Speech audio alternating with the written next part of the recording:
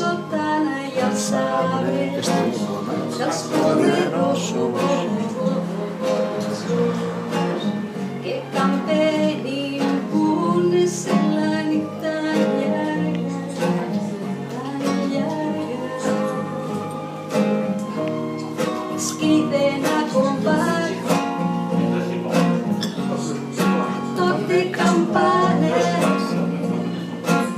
Som esclaus asfixiats del salari minvant.